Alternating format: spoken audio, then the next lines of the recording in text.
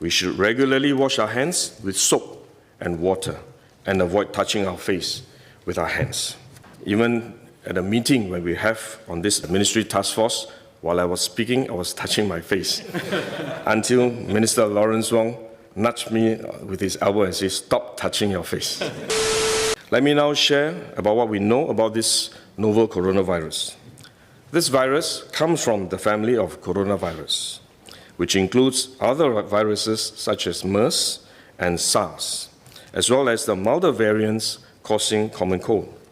The medical consensus at this moment is that the novel coronavirus is more transmissible but appears less deadly than SARS. Evidence suggests that the rate of human-to-human transmission of this virus appears to be higher than that of SARS. For now, the evidence also suggests that transmission is mostly via droplets.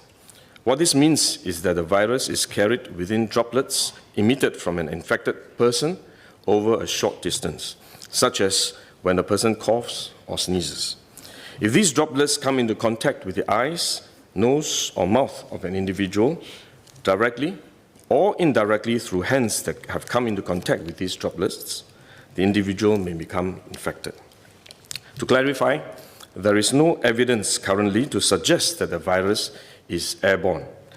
There are other viruses, such as the chickenpox, which can easily be transported via air currents and do not require droplets to contact the eyes or nose.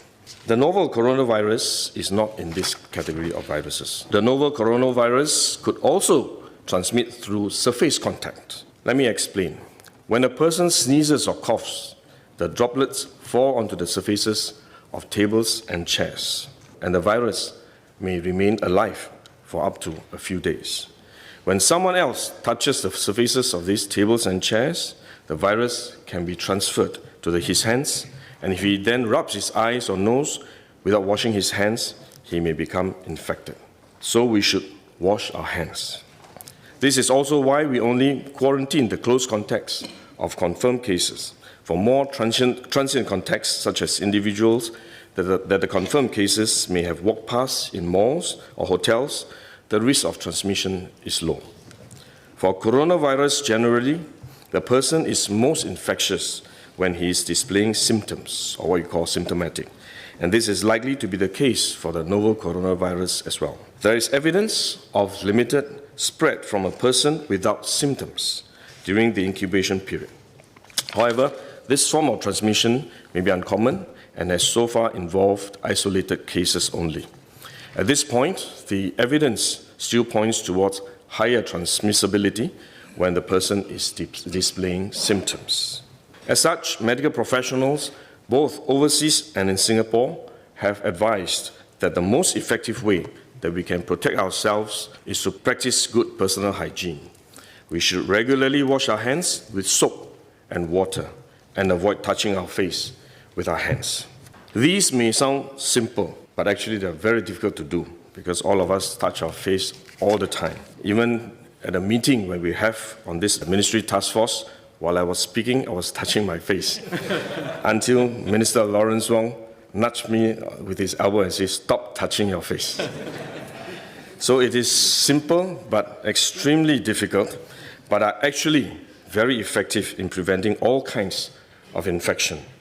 Potential infection from asymptomatic persons, in fact, is less likely to be from coughing or sneezing directly because they don't have symptoms. They are not sneezing or coughing, but more likely by touching contaminated surfaces, for which masks offer no protection.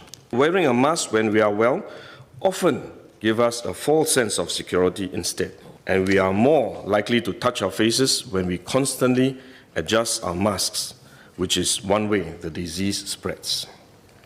At the same time, we need to protect others, our loved ones, friends, colleagues, and fellow Singaporeans that we come into contact with. If we are sick, we should rest and recover at home as far as possible. If we do need to go out to see a doctor, for example, we should wear a surgical mask to protect others. So this is when mask is needed, when we are unwell and have to go out.